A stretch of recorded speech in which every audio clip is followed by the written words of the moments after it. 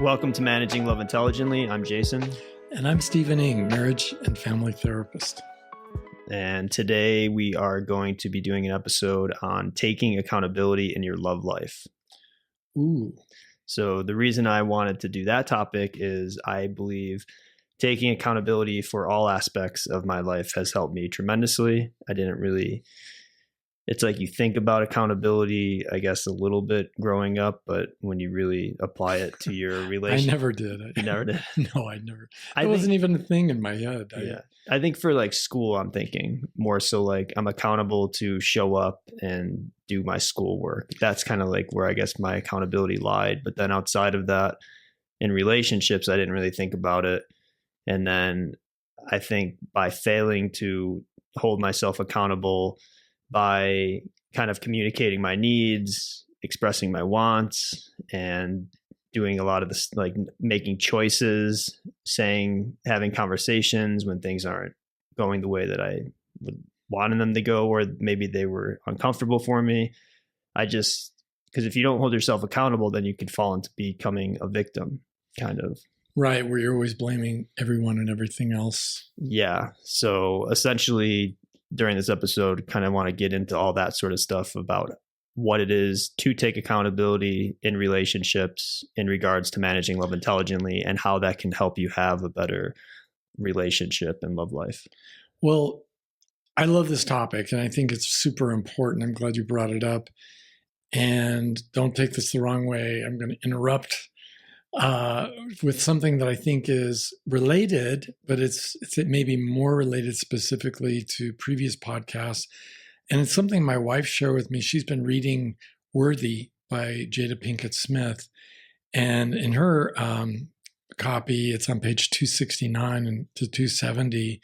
And it has to do with abuse and boundaries and that kind of thing. And so I thought Jada Pinkett Smith made some rather remarkable observations that are super important. And it was, of course, very vulnerable for her to share this personal part of her life. So coming out of her background, which she explains extensively, in her autobiography, this will make sense, but reading it as an excerpt, maybe it sounds, I don't know, worse than what it was. But she said, once in a heated argument, I let go an F you, fighting in the style I knew best. Will wasn't having it. He said, in effect, quote, I can't be in a relationship with you. This isn't going to work, unquote. He broke up with me on the spot. His explanation was that considering the abuse he had grown up with watching his parents and how things had escalated rapidly from verbal to physical, he was not willing to participate in this kind of intense interaction with me. So you're going to break up with me over just some words? I asked. Will answered, yes.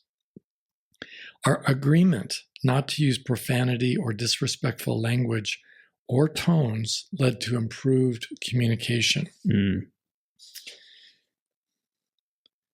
Later, she writes, but the unintended consequences of our more respectful talks was that they were often devoid of the honest expression of emotions, sometimes overly intellectual or analytical. Imagine having to sit down and speak about the moments when some woman flirted with him in front of me and having to be cool, even-toned, analytical, and dispassionate about it. This pattern kept us safe from talking about real feelings, but also from experiencing them. Some couples manage to argue authentically. In our case, our arguments verged on being too sanitized and controlled, to the point where I'd lose genuine expression and suppress deep feelings. There would come a day when I'd wake up and feel fully disconnected from emotional honesty, my own inner compass. And that would wreak havoc. But we'll get to that. And she does. Later on in the book, she talks about that. So what I loved was the idea of a couple learning, as we've talked about, how to have an abuse-free relationship, and you make this commitment to the abuse-free lifestyle. Yeah. Well, that's all well and good, right? to not do the harmful thing, like a doctor taking a vow to do no harm. But then there's the other side of it. You still have to figure out the workaround. So how do I express my honest feelings of anger, for example, when I'm not going to be okay with yelling at my partner or calling my partner names? How do I do that? And for her, it meant going into her own inner Mr. Spock and just being very cold and analytical. Mm-hmm. But I would argue, for the rest of us, and I'm sure for her by now, you can allow people the room and allow yourself the room to have an angry tone in your voice, because when you feel love, you have a loving tone, mm-hmm. and when you feel honored, you have an honored tone. But to feel afraid and have a fearful tone, or angry and have an angry tone, is just part of being human. It is not by itself abusive. Mm-hmm. It's just being human. So for those who've been following these podcasts and trying to suss out what we mean and trying to figure out how to apply it to their lives, I think one default decision that could be very harmful would be to repress all abuse, but with it, all genuine feelings. Yeah. So we don't want that. And that's not what we're talking about. And I thought that applied and was such a good example of an everyday family's struggle with how to have a great relationship, mm-hmm. that for those of us who haven't read her book, it would be illuminating, to see how somebody else figured that out and the problems they went through. But it sounded like she thought it was a good idea at first, and then she thought it was a bad idea. That's what it sounds like. Yeah, it sounds like, I kind of got the same impression, and I don't know if you and I are right, but that, theoretically she liked the idea of abuse-free, and then she dropped an F-bomb, mm-hmm. and then he confronted her and said he was going to break up with her because he had too many painful memories. And then she said it turned her into made her suppress all those feelings to the point. Because she wasn't willing to give him up or give up the relationship. Mm-hmm.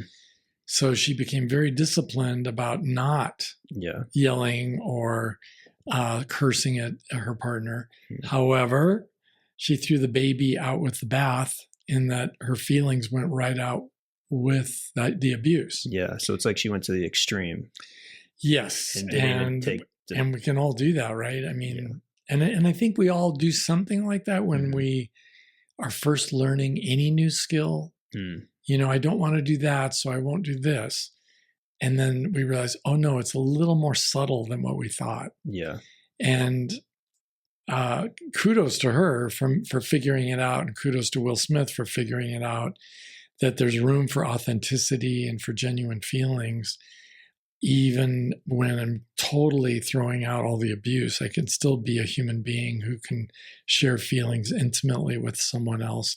But it took these two intelligent, very able people some time to figure it out behaviorally, because I don't think they had any models, mm-hmm. to be looking at. Yeah. And so for those who, have maybe been guilty of making the same thinking error, to take a look at her book and her example, I think it would be one of an infinite number or a near infinite number, as far as humans are concerned, of thousands and thousands of examples from literature and other sources. So, yeah, my wife shared that with me this week. I wanted to share that with you. And it also seems to tie in with taking mm-hmm. Accountability for our behaviors, right? Yeah, for sure. But really quick on that. So I think tone is the key. There is room for emotions to come through, even if you are having a conversation that's abuse-free. And not just tone, but I also get to say, hey, I'm really angry with you. Mm-hmm. And to sound angry as in, hey, I am really angry with you right now. Yeah. And the message is really clear. My partner is really angry with me mm-hmm. right now. They don't have to yell at me, scream at me, call me names, put me down. Exactly. Because the message is received. I got it. And in fact, yelling, ultimately, when you think about it, it's really more of a distraction from mm-hmm. authenticity. Yeah. And I wonder, though, if she got that lesson later on in the book. Because I didn't get that from the passage. Well, somehow they did figure it out. And I haven't read the book. This was just shared mm-hmm. with me by my wife. But who has read the book. And I think, I mean, the happy ending is somehow they did figure it out, but it took a minute. Yeah. And I think it took me a minute, to be frank, in my own life, to just not be abusive. It's like, okay, that's a good thing. But then how do you honestly share with your partner, and for that matter, most importantly, with yourself? Mm-hmm. Because until, the Bible says somewhere, out of the abundance of the heart, the mouth speaketh. And if I don't speak, the corollary would be, my heart is shut down. I really don't know what I'm feeling. Mm-hmm. So I think transitioning into the accountability, that Will took some accountability there with. Yeah, he wasn't willing to put up with that. And I don't know, I definitely did not do that, or didn't have those skills to even have that awareness. So it'd be interesting to see. I mean, if he just got that just from observing his parents, or the fighting that he said that he observed as a kid, and then he got that lesson somehow. I know that a lot of us have figured out we don't want what it is our parents had, if it was, say, abusive like that. And I was one of those kids. I knew I didn't want that, but that doesn't mean I now knew how to do what I wanted to do. Yeah. I just knew I didn't want that. And when you don't have anybody teaching you, like a parent, then you are left to figure it out on your own. And that's why I think, again, if I could put a plug in for this, I think true sex education in our society would contextualize human sexuality in human relationships. But so there's a natural way that human sex education should be expanded and include how to have really good relationships that are, among other things, abuse free. And that would be really normative. And for some reason, we think teaching kids this is a penis, this is a vagina, is more important than this is how you have an abuse-free relationship. Yeah. I just think they're greatly uncomfortable talking about it, or they don't know how to talk about it. I think the latter. I would say they just don't know how, and they don't know how because nobody taught them. Yeah. But out there somewhere, there's going to be some sex education teacher who's going to be listening to this one day and think, yeah, that does make sense. And America will change overnight. Just like that. Yeah. So this idea of accountability, when you were saying earlier on that you didn't have any kind of thoughts on it or anything like that, when did it first come to you, as far as like in your mind? As far as taking accountability of I lived most of my life, particularly the early portion of my life, without any real sense of self. My observing ego, that part of the brain that observes what it is you are doing, it was growing in little bits and pieces here and there in my life. But the real big tsunami of self-awareness and accountability was, for me, when my relationship with my first wife crashed and burned. And I of course, had the same sorts of feelings everybody does. When a first marriage fails, I felt embarrassed. I felt just sick with sadness and loneliness and all the rest. And then as I started mindfully realizing I never wanted to repeat anything like this ever again, instead of deciding, no, marriage is the bad part, I'll never get married again. I did have a phase of that going on in my life. How long did that last for? Well, a number of years. My wife and I were together for 11 years, for example, before I asked her to marry me. Because I really believed, and I still do to some extent, that the essence of marriage is a spiritual construct, and that is independent of government. So people were, in my mind, forming strategic alliances we would call marriage long before the invention of government and long before the invention of even paper. That they were combining forces to face life's challenges as a team. And to me, that was what marriage was. But even before that, I realized, if I go through life blaming my former wife for my failed marriage, I am going to be missing a lot of wisdom, a lot of lessons, because I knew that I was responsible. I was accountable for having picked her out, of the billions of potential mates. But how long, let me ask, how old were you when you got divorced? Yeah, like 37. And then how long after that divorce were you able to start taking accountability? Because it seems like some people get out of relationships and there's a number of years that they're blaming other people, or they're kind of like, that seems to be the case. And then because I've heard friends even get out of relationships and they're like, it was all that person. Yeah, right. And I think I did that. That effing bitch or that effing asshole. Yeah, and then you have to start doing the work of examining yourself. And some people, I think, will never do it. And it's hard to go back in any human being's life to where it all began, where the change began. But for me, I would have to give a lot of credit to, in my young 30s, like right after my 30th birthday, I started attending 12-step groups. Yeah. And I was going to Al-Anon, which is for friends and family of alcoholics. I was going to adult children of alcoholics meetings because my mom was an alcoholic. And I was also going to AA meetings that were open to non-alcoholics. And collectively, all of them kind of preached the gospel of taking responsibility for your life. And no matter what was going on, like in the serenity prayer, having the courage to change the things that I could. And so when I started, all through those years, which preceded my divorce by years, through those years, I learned I benefit from taking responsibility for whatever it is I'm allowing to go on in my life. And how are you benefiting? Oh, how? Yeah. Well, I was much more joyful, and I was much more, what's the right word there? Assertive, I think, in simply talking about my feelings, which created discomfort on the people around me who had never heard me talk about my feelings or heard maybe anyone talk about their feelings.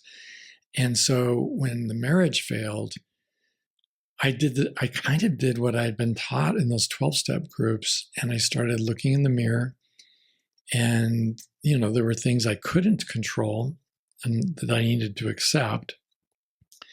As in water under the bridge, I can't undo what has happened, and I can't control her feelings, and I can't make someone else change. But the things I could control would be me, my thoughts, my attitude, and down the road, my behaviors. And when I started doing that, I just felt this wonderful sense of empowerment. And that was simultaneously with admitting that, I'd had a real problem being controlling, or, I was the knight in shining armor looking for the messed up girl who would be my damsel in distress. And when I looked in the mirror and I could start analyzing things that way, then all of a sudden I discovered my own power through being accountable for those choices, that it wasn't an arranged marriage. I had jumped in with both feet, and it wasn't something that had been forced on me by a society that didn't allow divorce. I had stayed consensually for every day of the nearly 18 years we were together. So it really was about, me. And it was rather delightful to figure that out, because I knew I didn't have to, I wasn't required to continue on in that way. And that I just needed to be more mindful as I was dating and getting to know women and making choices to commit, and that I also had the right to change my mind and say, this isn't working for me. And it's not like I handled all that really smoothly and elegantly. Yeah. Did you have like moments of pain, and especially those parts when you are looking at those parts of yourself that aren't the greatest, like the controlling stuff. It's like, how do you, we don't really need to talk about that, but it's like, that's what people need to look at, but they, no. I think people need to know how perfect I am. No, of course, I had, like, how long did it take you to like work through that, or like what? Well, being in terms of being a critical control freak, I'd started actually many years before even going to Al-Anon, but Al-Anon really was most helpful because I realized how utterly powerless I was to change another human being. So giving up any strategies that were organized around, I'm just trying to help you. Any strategies that I just want you to understand, or I just want you to see, these attempts at minimizing my efforts at controlling or criticizing, I gave it all up. And in exchange for what Jada Pinkett Smith is talking about, in exchange for being vulnerable, sharing my own feelings, modeling what I wanted to see in the other person, and being open to the idea that they might have a very different but wonderful way of expressing themselves, living their life. And the question was, at the end of the day, how loving am I really? Because there are a lot of wonderful people out there who I never learned to appreciate. And then as time went by, my capacity for love and appreciation grew. The more I let go of trying to change people and kind of appreciating them in the context of their own lives. But it also led to that conclusion that, well, I could love them, but that doesn't mean that they're right for me or that I'm right for them. We can still be very incompatible, even if I love and appreciate them. So this taking accountability for my life was a years-long process. But the big part, I think, if I had to just nail one thing, I would encourage people to get into a safe group where they can talk about these things. And if you must, start with a therapist or a good close friend with whom you can confide and talk about things. But the 12-step groups are ideally set up for this because of the rules. I don't know if people know the rules in 12-step groups, but they primarily emphasize no cross-talking.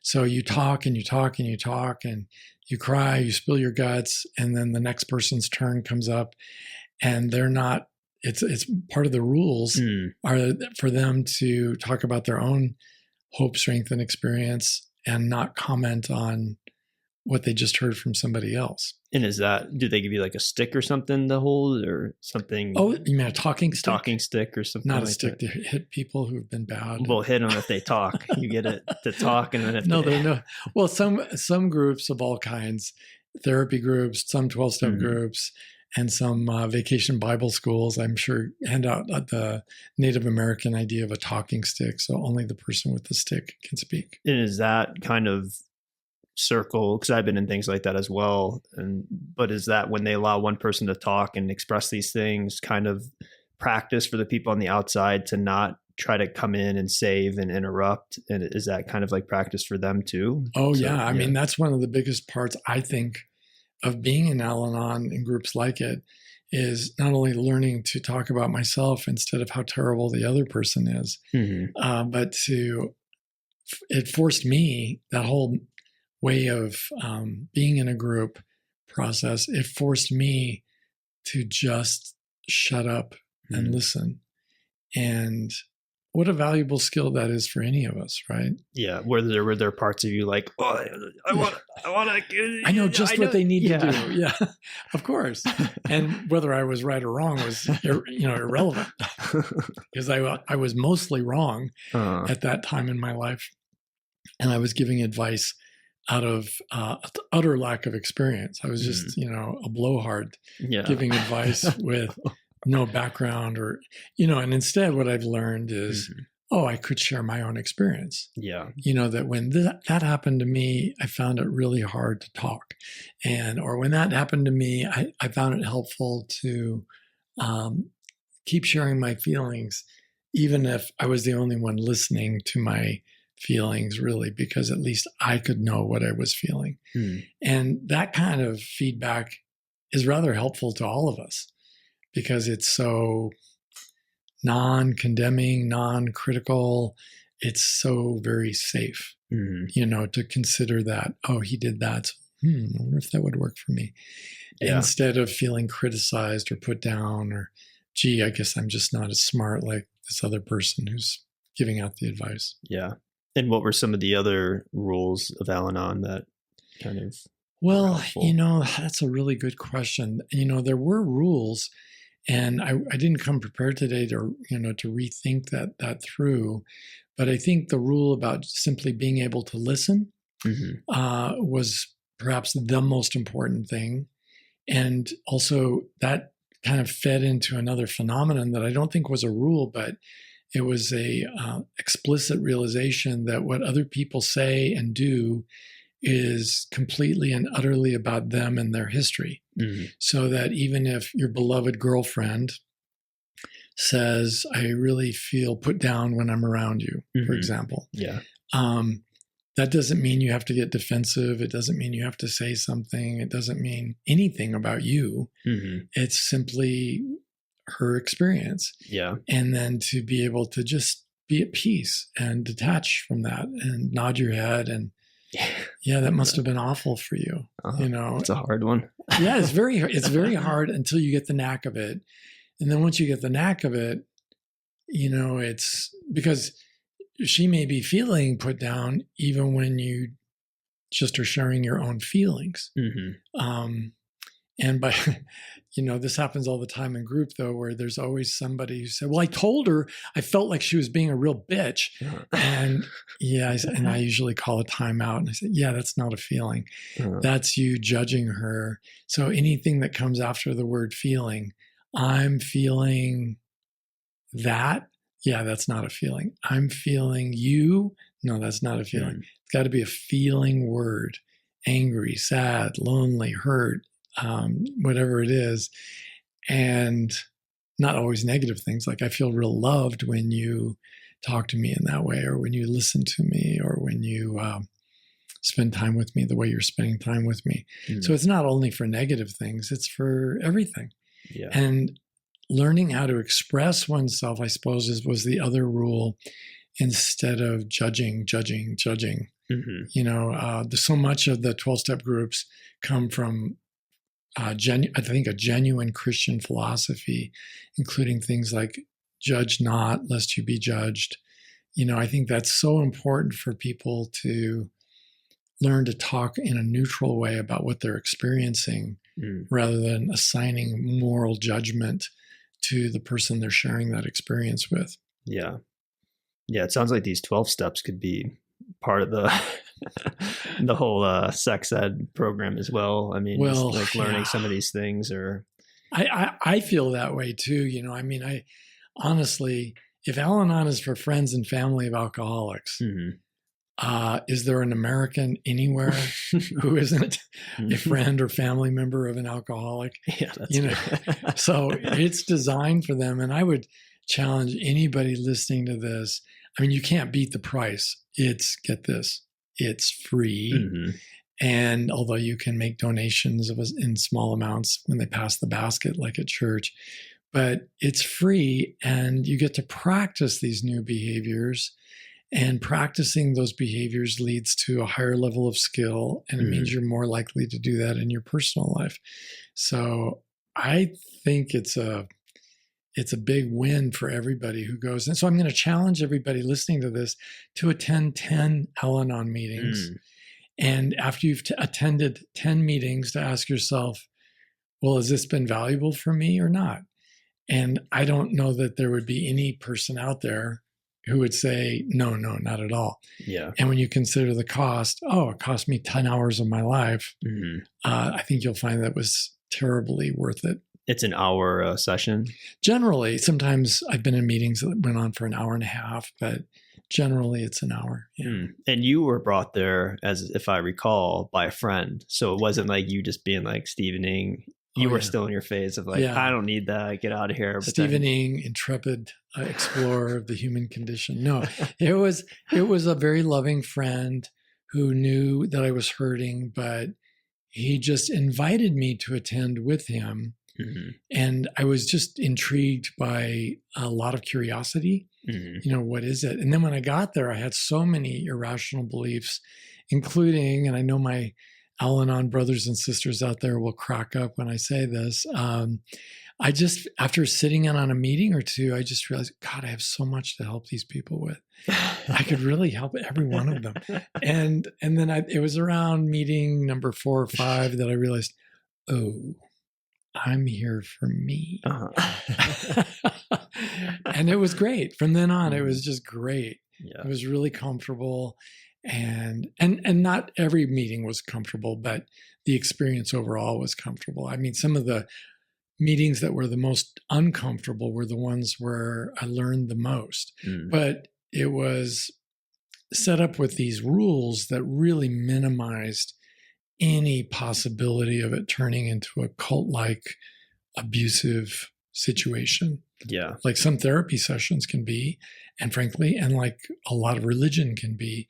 It was really very safe in comparison with those. Yeah. Yeah. I've been hearing some weird stuff with therapists lately. Like, just people looking for my book. I'm going to write a book about all that. Yeah. Just outright denying people what they say, like clients, like somebody says this thing and they're like, no, that's not true. Or diagnosing them with things that, or ignoring what they want to talk about. When I've talked to guys who went to family therapy with another therapist and wanted to talk about the abuse he was experiencing in the family. And it was such a painful series of words on the ears of every woman in the room that the therapist urged him to find something else to talk about. Yeah. And I'm thinking, there's a lot of, human therapists are just human after all, and they're taken from the general population. And I myself, when I was a much younger therapist, made mistakes that now looking back, I can just cringe, and I feel really apologetic to some of my clients about some of the mistakes I made. But going forward, I think we all need to establish accountability. And we do that by, first of all, finding a safe place to explore what the heck we've been doing with our lives. Al-Anon offers that. A good therapist should offer that. And good friends should offer that. It's just, friendship isn't really designed for the tedious nature of the work because it's repetitive over and over again as we explore it. And it can end up being very one-sided in a friendship. Not that you can't talk about these things because they're perfectly appropriate in a friendship, but I think we run the risk of burning out perfectly good friendships by trying to turn them into a therapy self-help group or a therapeutic relationship. Yeah, for sure. So Al-Anon, you would say, is what gave you that accountability, like starting in your early 30s and then finally coming to the realization. So that by my late 30s, I was able to really deconstruct all of the decisions that went into my highly flawed first marriage, and take it apart from before I even met her to the meeting her and the romance to the marriage and how it devolved into an ever uglier kind of experience, and then even the way it ended. And so, were you journaling that, or just doing it in your head, or like how were you kind of breaking all that down? Did you have like a board with a whiteboard with? I see you like doing that. FBI. I can totally see you doing that, but I didn't do that. I just. Were you like meditating on it? Yeah, I was really more like that guy in the cave in the Himalayas, gazing at his navel. I just kept looking at myself. And for one, I did not find that to be tedious or boring because, after all, I am the most interesting subject in my life. Just as we are each the most interesting subject to ourselves. Yeah. But you sometimes get tired of yourself. Or maybe I never. What are you talking about? That's crazy. I feel so sorry for you. We need to have a group here intervention. So you were just doing it internally. Were you physically like looking at yourself in a mirror, or just No, I would just sit there or lie in bed in the morning or at night, and I would just be reflecting. And a lot of times, because I was thinking about it so much, I literally didn't have to actively think about it, because when I'd go to sleep it would be on my mind and I'd wake up with insight. Or when I was, just being busy doing other things, like say working in the garden, ideas would come to me seemingly out of the blue. And of course it wasn't out of the blue. I'd already given my mind the problem to work on. And like so many problems, the brain exists as a solution secreting organ that takes on problems, whether you're asleep or awake, conscious or unconscious. And it just keeps figuring things out. The problem, I think, for most of us is that we don't really give our brain a chance by assigning that specific problem. Like, I wonder why my marriage failed as badly as it did. I wonder how I put myself in that situation. I wonder why it turned out the way that it did. And what could I have done to prevent that from happening? And then, going through the various iterations of what I could have done differently before you realize, oh, I just needed to be a different person, starting with a different person. Because if it had been the same me, I wouldn't have known back then at the beginning what I've learned since. Yeah. So now that, that was then, this is now, what are we going to do today to make life turn out differently?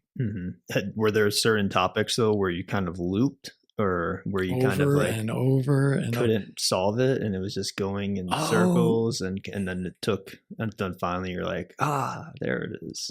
Well, one solution often led to another problem conceptually, and then I'd have to solve for that problem. Like, I knew I didn't like the abuse. Yeah. And I knew that I wanted love, for example. But then how do you solve for love, and how do you solve for someone who you love who becomes abusive? How do you solve, it's like algebra. Yeah. Solve for X. And then you see this bunch of gibberish on the page, and it's like, ooh, this is going to take a while. Yeah.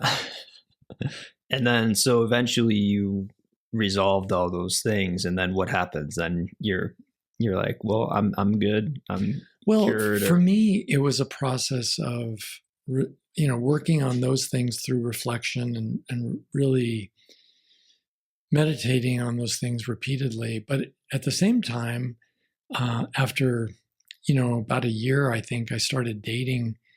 And a year after you took a year off of dating, you've just been, well, more or less, I think there were probably, so you were boy sober, which we talked about in a different podcast. Well, it would be girl sober. Girl sober, yes. In my case. But I've always been boy sober throughout my life. Yeah. But, I think it helps to have some downtime, but I don't want to be doctrinaire about that, because I think it also helps to start dating.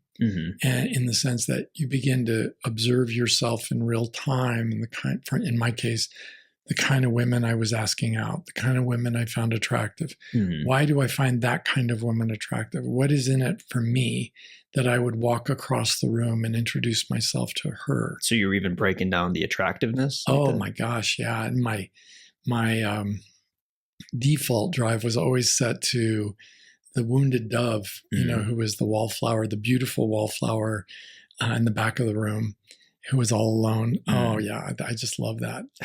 And now, it's funny because things have changed so much that even before I met my current wife 30 years ago, I stopped even seeing those women. It's not that I'm attracted and I resist, or it's not that I see them and I don't go over.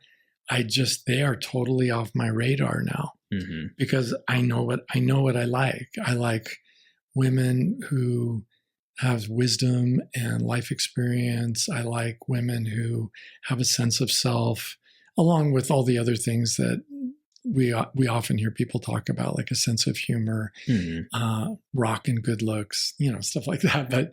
But for me, a woman who's an adult is very attractive, even if she's not attracted to me. I just find that there's something very attractive about a competent adult woman, because I like women. I enjoy women, even if they're not romantically available or romantically interesting to me, I still like them and enjoy them. So there's that. And over time, I suppose I just think that the times of quiet and reflection have to be married to the field experience of dating, because you want to come back from a date and reflect on that. How did I do this time? Did I do anything different that I wanted to do different? What was worth keeping? Oh, what did I learn? What was really good for me? What was surprising for me? And there were lots of surprises, because at 38 years of age, I realized I don't really know women at all. It's just really crazy, because I had been attracted to fixer-uppers for so long and wanting to take care of women, sort of like I was running a private mobile hospital and rescue service, like a tow service combined with 911. And I just to realize, oh my goodness, this world is full of amazing women who are really strong and competent and smart, the kind of women who would be amazing life partners if I were ever so lucky to meet one. And then as the years went by, of course, I think I prepared myself to meet someone, and the attraction was mutual. So you think that that's the accountability led you to get to that place? Yeah, because without that accountability, how can you possibly change? If you're not working on you, you're staying stuck right where you've always been. And most of us cringe at that idea, right? We don't want to stay that really flawed person that we were. And it's not like I'm a perfectionist at this time. I'm not perfectionistic with myself. I give myself lots of room to make mistakes and to be less than perfect. And I accept there's a lot about me that I'm not even motivated to change. I realize that my ability to love humanity is somewhat limited, and that there are lots of humans out there that I really can't find myself loving. Donald Trump. And I'm not really highly motivated to change that part of me, even though I think it would be for the best. You don't have any, if you changed it? Yeah, I think it would be for the best. If you don't have any love for you, it's like you have no love for them? For certain people, yeah I really don't. And I can have moments of change or insight where I have compassion in my heart for somebody I never did before. And we all experience that when we, really hear somebody's stories and we hear them being vulnerable. But what I'm trying to say is I'm really comfortable with my own limitations. Yeah. I don't always get home from work, and then when I'm looking for entertainment on TV, find the absolute best, most compelling movie out there. Sometimes I embrace what at least one musician called chewing gum for the mind. Frank Zappa referred to some music, some books as chewing gum for the mind. And I just need to let my brain lie fallow once in a while. I can't always be engaged at the utmost level for every situation. So there are times where I just want to sit on the chair and watch the grass grow. And I think we're all like that. So we're not machines. We have these biorhythms and our ups and downs. And I try to be on the hours I'm at work. And I also allow myself to kind of gear down after work. Yeah, definitely. Take a break. And then how about like if two people are being accountable in their relationship, that like how does that kind of work? Like heaven. It's amazing. It's wonderful. It's absolutely great. And it doesn't mean we do it in exactly the same style. I'm sure that Will Smith and Jada Smith were very different. But if they're each taking accountability for their behaviors and their choices in life, even for their feelings, that I think it's possible for each of them to be growing, maybe not in exactly the same way, but that's part of the joy of being in a close, intimate relationship, right? Is that not that we're all the same, but our differences sometimes are what is most delightful. But both people, though, need to be accountable. It can't be one or the other in order for it to work, would you say? No, I think you could still marry a drunk and have a happily ever Okay, after. that's Try it. Just try it. No, I don't think that you can do that. And I do think that everybody needs that. And I think when we find people who are willing to take responsibility for their bad behavior, that's probably the most important part of it. We realize, oh, they have humility and they are willing to examine things and they don't need to be perfect or right all the time. That's fantastic. And that's what Jada did for Will. Oh, yeah. And for herself. For herself. And I think it's also important on the other extreme to be able to analyze your ability to receive love, because, many of us have had the experience of somebody giving us a rather gracious compliment. And even if well-deserved, a lot of us cringe when we get that kind of positive regard from someone else. And that's what is a compliment but a socially acceptable form of giving love to someone? Yeah. We're acknowledging them. We're acknowledging how amazing they are. And for some people, that they simply can't respond with an intake of breath and then exhaling saying, thank you. Thank you for that kind compliment, or thank you for saying that. I really feel appreciated. Instead, we just cringe and say, no, your sweater is really the good one. You really put me to shame. Or, no, I think it's like kind of that old cartoon Chip and Dale. No, it's you. You're the one who's really good at that. And instead, just to be able to receive positive regard, I think is part of that whole process as well. Great. So I'll end there and we'll wrap up with a listener question. And if you have a question for Steve, you could visit stevening.com and fill out the contact form. I love listener questions. I thought they were a challenge for you. They are, but that you like the challenge. It makes me smarter when I hear them, okay. Right. Even if I don't know the answer. So here, this is the first question, or the question. Hi, Steve. My wife and I made the abuse-free living pact, and we have never been so relaxed and connected before. Thank you. My issue now is that we see even subtle verbal and emotional abuse all around us, in our extended families, at our jobs, even watching TV has sort of been ruined because it's everywhere and distracting. And then in parentheses, kidding, not kidding. So my question, my controlling and verbally abusive boss and many in my family are definitely not safe to confront. What do you suggest? Should we just enjoy our sacred bubble? Thanks for that idea too, and let the rest go. Yeah, great question. And they're kind of cheating. I don't know if they should be charged extra because they asked 2 or 3 questions in there. Yeah. But first of all, congratulations and on establishing an abuse-free partnership. And you did compliment me and thank me for that. So thank you. I appreciate that. And yes, my experience has been the same as theirs, in that once you have achieved an abuse-free lifestyle, you become aware of how absolutely endemic abusive transactions are throughout our society and throughout the world. I resonated with that too. Yeah. And it's just, it's really, sometimes it's very depressing when you see it. Sometimes it's a bit stressful, but for me, it has always led me to a point of feeling disturbed and compassionate for what a flawed society we have established. And I know that none of these people who are being abusive and getting abused are really happy about that.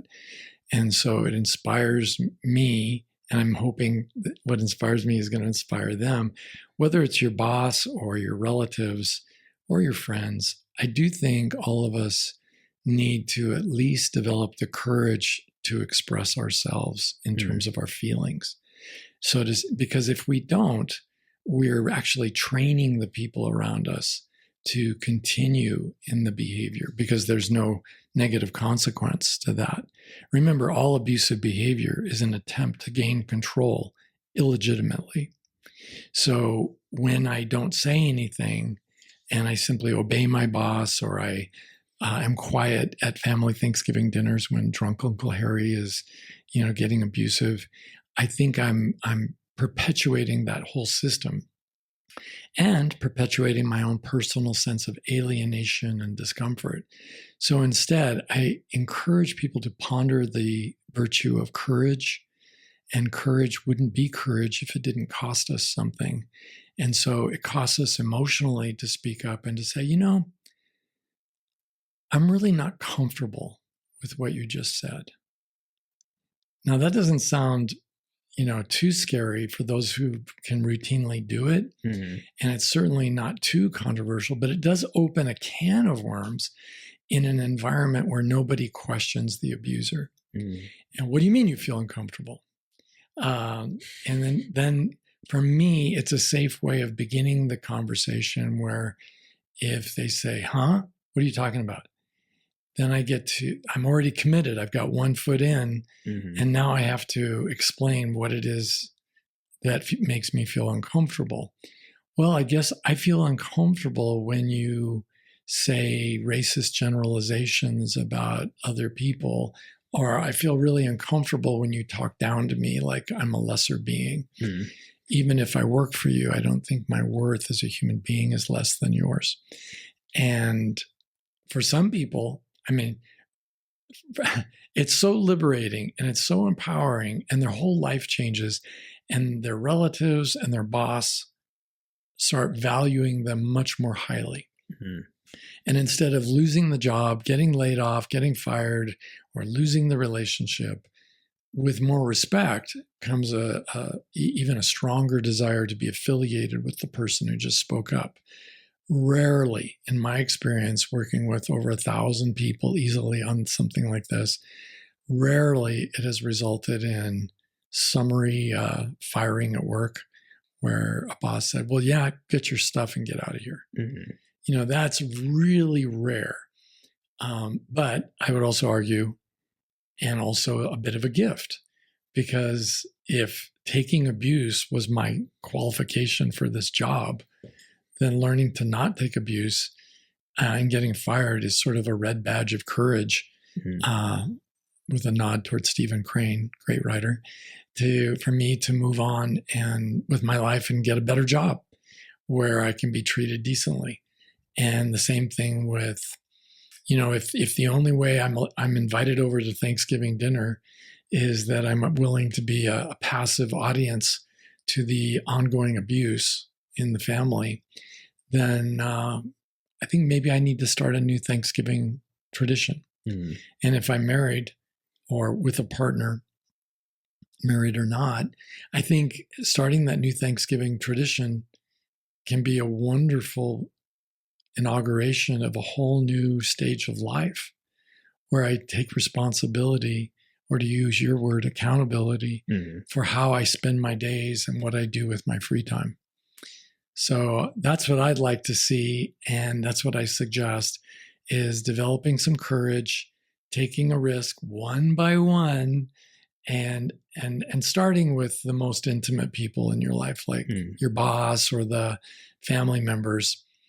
And then, because it's abuse is so endemic to our culture that if you try to talk to everybody on the freeway who's flipped you off or called you a name, there would be no end to it. You'd die of old age before you got to the last person. And you've got other things to do with your life. So I urge people who are considering taking this suggestion to heart to start with the relationships that are the most important to them. Cool. Well, great. Well, thank you for that question. And thank you, Steve. And thank you all for listening. And we will see you all next week.